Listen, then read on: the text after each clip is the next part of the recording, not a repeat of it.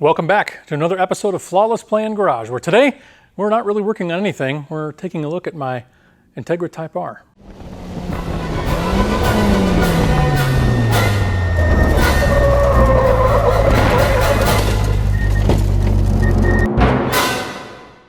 So welcome to those of you who are visiting from the auction site, Cars and Bids, where I am selling this Integra Type R. And we'll do a quick walk around where, for the sake of full transparency, I will attempt to show you every single tiny imperfection that I can come up with. Now, if you haven't seen them already, I'll leave a link up here to a series of videos I did when I first bought this car and kind of did some rehab on it. It had some deferred maintenance, some little cosmetic issues, and just little things that bothered me, you know, bulbs being burned out in the interior, stuff like that.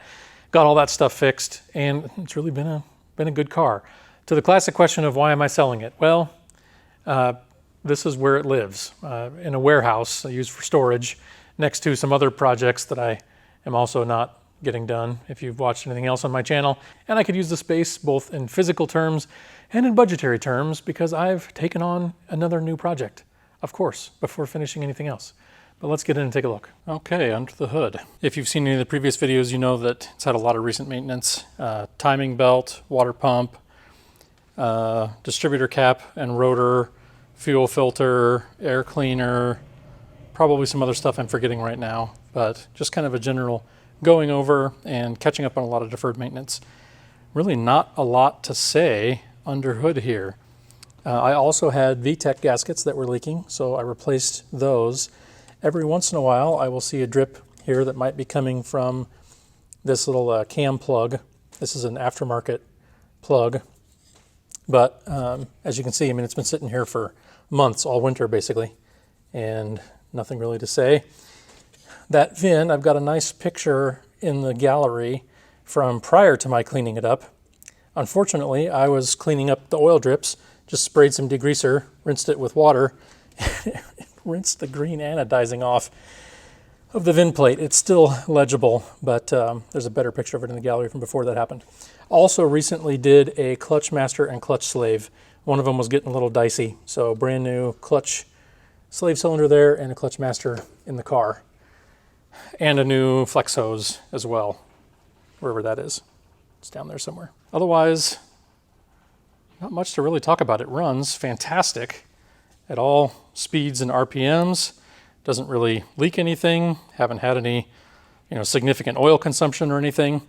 I guess one other minor nitpick would be this aftermarket electric fan right here, not purely OEM, but runs great, runs cool. Air conditioning does work. It's a little noisy sometimes, the AC compressor. Not terrible, but seems a little bit on the noisy side, but still works fine. No issues there. I'll have mentioned the alarm probably a couple of times. It's got an old Viper alarm in it.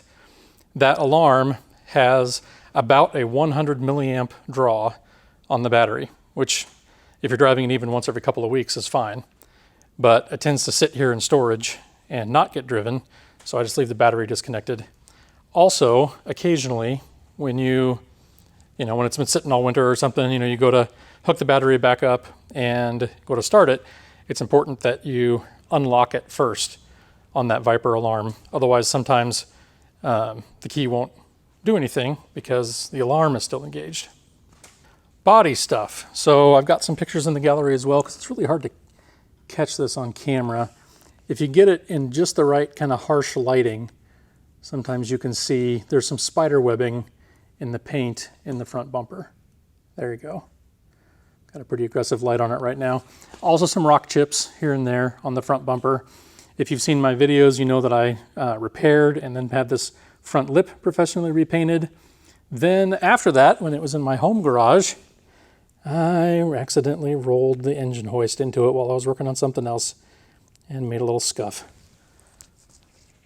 Otherwise, yeah, one new rock chip there as well. A couple little rock chips here and there. And as I said, some spider webbing. Again, without the harsh light, you got to really try to even see these, but trying to give you the worst possible view of this stuff here. The hood has obviously been repainted in the past, and in fact, they have painted over some previous rock chips. Don't know. Hopefully you can see there's a handful of them here and there. The fenders, interestingly, so I spent a lot of hours polishing, multi-stage polishing this Nighthawk Black Pearl paint, trying to bring it back the best I could. I really think the fenders have original paint on them, but the left front fender is the only panel that is missing the VIN tag. You can see there's like a remnant of the VIN sticker right there, but it is technically missing. Every other panel, and I've got photos in the galleries, every other panel has the matching VIN on it. So let's just go down the passenger side of the car. Front fender, really nothing to talk about. Everything in good shape there. Passenger's door, we have a little bit of like rash in the paint here. Something has obviously like rubbed up against it at some point. Again, trying to give you the worst possible view in a harsh light on the camera here. No dents, I don't think, here. I think it's just like a scuff in the paint. I had quite a bit of PDR work done to really get this as clean and straight as I could. Overall, really presents very well. Okay, well, my light battery died. Sorry about that. Hopefully you can tell by the wash bucket reflection that everything's nice and straight on the panels here now. There is, here on the C-pillar on the passenger side, there are, if you can catch them in just the right light, some very shallow hail dents that I could not get PDR'd. They're really tough to catch. Oh, there, I think maybe you can see them on camera. They're pretty, there you can get a good view of them. They're pretty subtle. I have to really point them out to people even when they're looking at the car. But there are a couple there that were not feasible to PDR. Let's come around to the back of the car. There are a couple of scuffs on the rear bumper.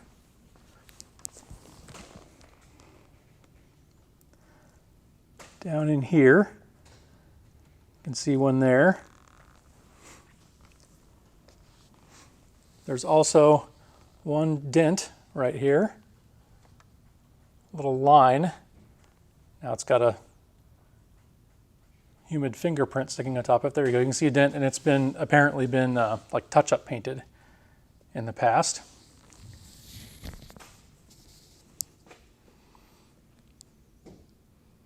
Otherwise, things pretty good here on the rear deck lid, spoiler.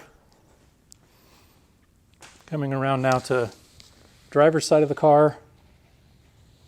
Again, you can see the extensive polishing and ceramic coating work.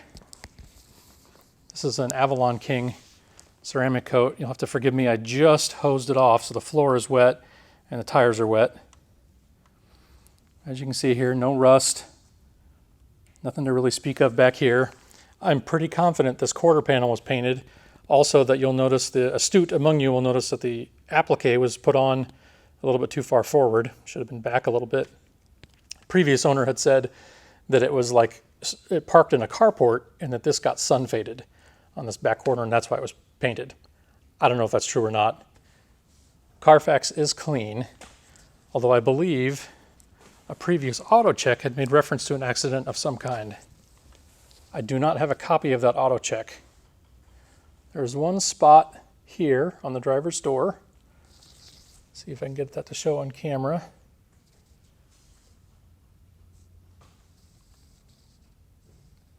Okay, this is pretty tough to catch on camera, but if you can catch it right there, there's a little spot where the clear coat, I think, is just starting to kind of burn through,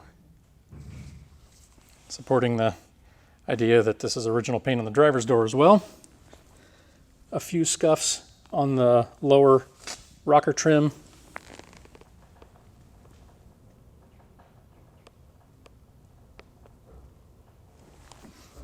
And I neglected to mention that on the passenger side. We'll show that again in a second here.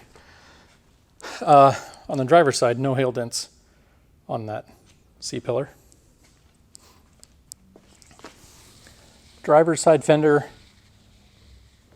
nothing to really talk about here. It's in really nice shape. The wheels have some paint chipping here and there.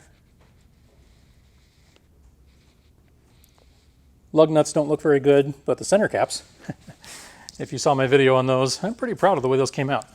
Really happy with the center caps. They came out really nicely.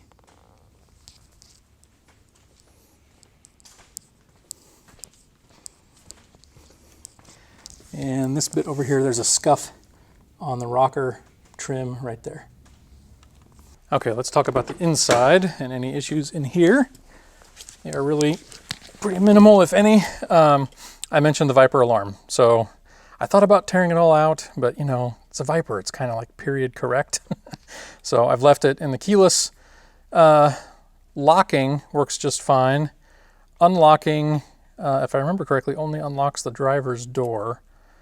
Otherwise, I think works okay. So the trunk hatch latch works. The power antenna works. All of the other interior accessories, both of them, I guess, work. So steering wheel, OEM, leather's in good shape. It does have the ITR specific cruise control block off plate. If we can get enough light on there to see it. But there is no bracket behind it. It's just held in with double-sided tape. So just be aware of that. I couldn't find a bracket, but that is the right cover. Rear view mirror was delaminating, so this is a brand new OEM unit from very recently. OEM head unit here as well. I keep forgetting, I've never actually tried the CD player, but the radio functions, features all work well.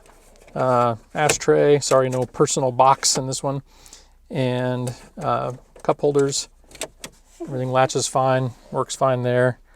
I believe this was like a dealer installed piece, this particular shift knob, but everything works well there. It was actually missing a couple of the block off plates, so I replaced those with OEM bits. Those are all good. Armrest here shows some wear in the Alcantara for sure, but badge and everything is present and accounted for. I'll include the expired Arby's coupons if you really want them.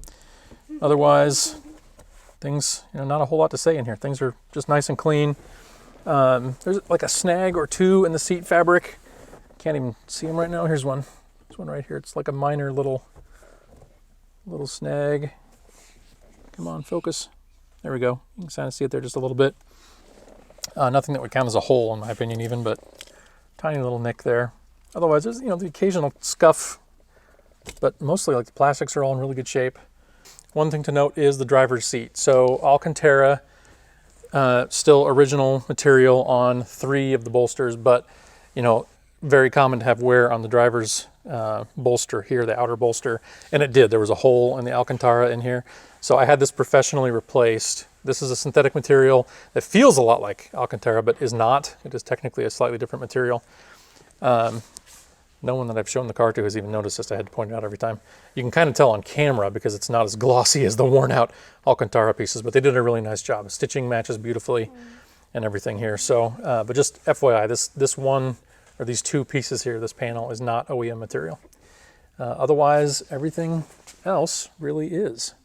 It's all in really nice shape. Even the very rare and high dollar floor mats are in good shape.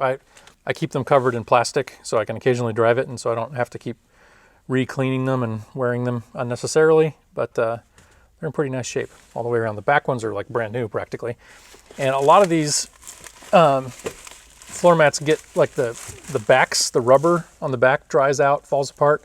These, like the rubber on the back, is still in excellent shape. So I don't know if they're replacements at some point or if they're truly original, but they're definitely a rare find. As silly as it is, Type R guys will know these floor mats are hard to come by. So any DC2 you buy, watch out. This little, especially on the 00s and 01s, this little electronic latch is frequently dead. Tore this apart, took the guts out, and replaced the guts of the electronic switch with guts from an Odyssey door latch, which are kind of an OEM replacement. So it works great now. Trunk, everything back here is in good shape. Still has the ITR stress bar back here. And everything else, pretty much present and accounted for in the trunk space. Hatches are in good shape. Repainted the wiper arms and the little buttons on the brake light. that kind of stuff really bothers me to see the paint all faded and coming off on those items. So everything's been cleaned up there. Really presents quite nicely. I think that's about it. That's about all the negative things I can possibly think to say about this car. Hopefully you get a sense of the positives here too. It's a fantastic car. It drives brilliantly, runs out great, looks great. Kind of freaks people out when they see it out and about on the street, especially, you know, for the cognoscenti, for the people that know what it is. It gets some fun reactions. Yes, I've had grown men scream. That was awkward.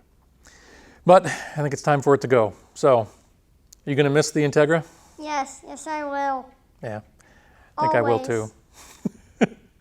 Are you going to try and buy one when you grow up, or you're still stuck on a Bumblebee Camaro for now? I don't know yet. If anybody wants to trade a Bumblebee Camaro, I think this guy wants one, but we got a few years before we're going to worry about that. Thanks for watching. See you next time.